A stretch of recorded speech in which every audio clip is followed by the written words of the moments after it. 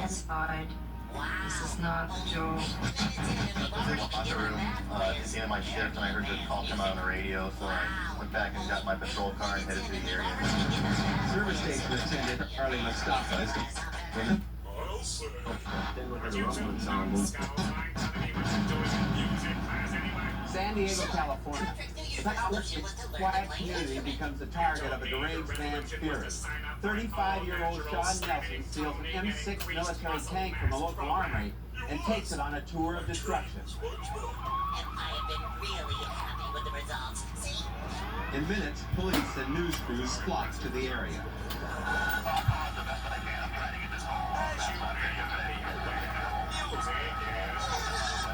Piner's partner, Officer Paul Paxton, is also on call.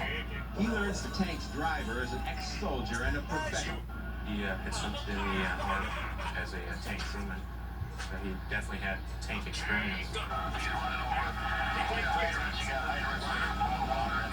The tank plows through the neighborhood and on destruction. Barbell stops in her tracks, shocked at the sight before her. So I'm looking down the street and I realized that he was actually aiming for me. There was no doubt about it.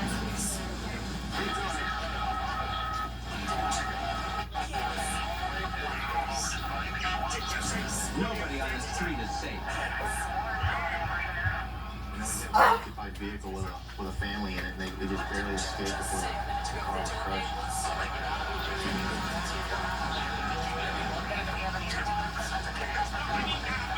Devastation continues. The police still have no idea how to stop this madman's rampage.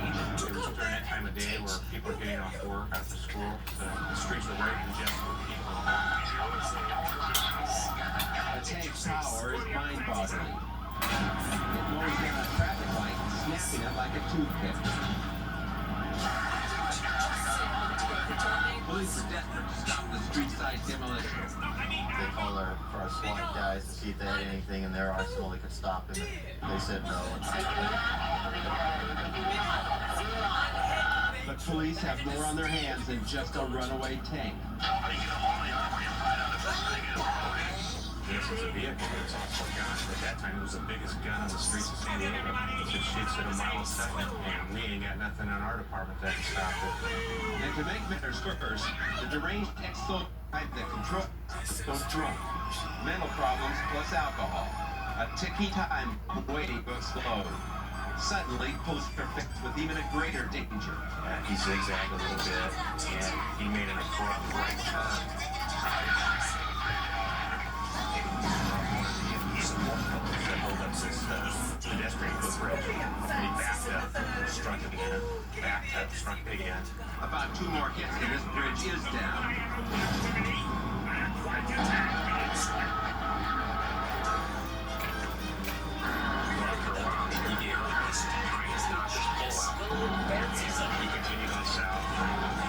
Inexplicably, the crazed driver veers away from the bridge and heads straight for the center divide.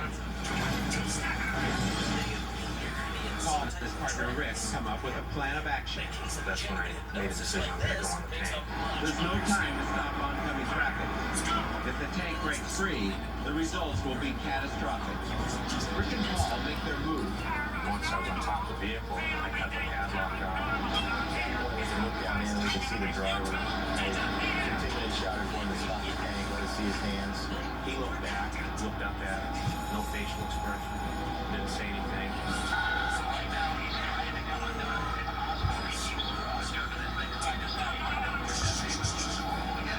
I made my decision right then that the tank had to be stopped right now, and the driver had to be stopped.